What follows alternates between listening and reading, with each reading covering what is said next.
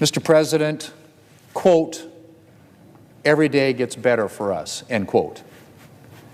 So said the Democrat leader in an interview published on Thursday, hours before Democrats once again voted to keep the government closed and to deny service members a paycheck. Federal workers, including law enforcement officers, missed part of their pay last Friday. But hey, at least life is getting better for Senate Democrats. Mr. President, a CNN article from Thursday said that Democrats are preparing to keep on with this shutdown for, and I quote, "several more weeks." I guess Democrats are not going to be satisfied until military families and government workers are lining up at food banks or visiting payday lenders or simply charging necessary items like milk and bread on their credit cards to be repaid later, if they can, along with the big interest charges that come with that. But hey, while military families and government workers may be deeply stressed, at least life is getting better every day. As the government shutdown entered day 14, Senator John Thune didn't hold back. He went after Democrats, blaming them for allowing the shutdown to drag on while millions of Americans feel the impact. Thune said 2 weeks is far too long for the government to remain closed. He argued that Democrats are refusing to negotiate unless they get everything they want, even as federal workers miss paychecks and services remain disrupted. He pointed out that the shutdown is hurting people who have nothing to do with the political fight: TSA agents, border officers, military families, and small businesses that rely on government operations. Thune accused Democrats of using the shutdown as a pressure tactic instead of working toward a compromise. He said this isn't about policy anymore, it's about leverage and politics. According to Thune, Republicans have offered solutions to reopen the government and keep negotiations going, but Democrats have rejected those efforts. He said keeping the government closed for political advantage is irresponsible. For Senate Democrats, Mr. President, I could at least understand a little bit more where Democrats are coming from if Republicans were asking them to swallow a lot of new Republican policies to reopen the government. But Republicans aren't asking Democrats for anything. We're not asking them to support any new Republican policies. We're not asking them to swallow any partisan policy riders.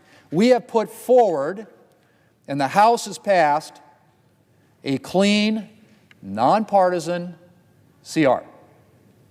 That's the bill Democrats are rejecting.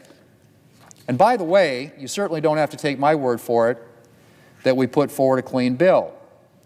Here's what one mainstream news publication said last week, and I quote, "It's important to note that Democrats instigated this shutdown. They rejected a clean funding proposal and demanded significant and expensive health care policy changes in exchange for their votes," end quote. It's important to note that Democrats instigated this shutdown. They rejected a clean funding proposal and demanded significant and expensive health care policy changes in exchange for their votes, end quote. Yeah, that pretty much captures it right there in a nutshell, Mr. President.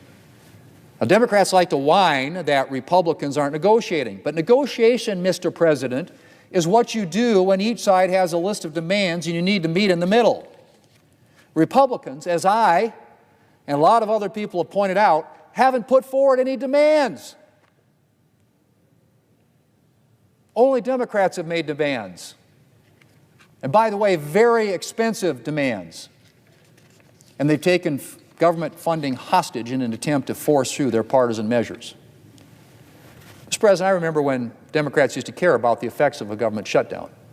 In fact, I could fill a whole speech, many speeches actually, with quotes from Democrats talking about how terrible shutdowns are. I used to think they were sincere in those opinions, but it's become abundantly clear that their previous statements weren't based on principle, but on political advantage. Democrats were against shutdowns when it suited their political purposes. And now that it suits their political purposes, they think, to keep the government closed, now they support shutdowns. I suspect their political calculations are flawed, because after all, 65% of voters think Democrats should reopen the government instead of holding out for their partisan demands. But I guess, Mr. President, Democrats are more worried about gaining the approval of their far-left base than about getting the approval of everyday Americans. Mr. President, it's day 14 of Democrat shutdown. Our economy is losing billions of dollars. Federal workers, including law enforcement officers, are going without pay. Critical government programs are in jeopardy. But hey, at least life is getting better every day for Senate Democrats. Mr. President, I yield the floor, and I suggest the absence of quorum. Thune made his message clear. The longer this shutdown lasts, the more damage it does. And Democrats are choosing delay over action. Democrats pushed back, saying Republicans are blocking funding bills and refusing to meet their demands. But Thune dismissed that argument, saying Americans don't care about partisan blame, they care about results. As day 14 came and went, Thune said patience is running out. He called on Democrats to stop using the shutdown as a weapon and start doing the work taxpayers expect. His remarks underscored just how tense the situation has become, and how far apart both sides remain as the shutdown continues.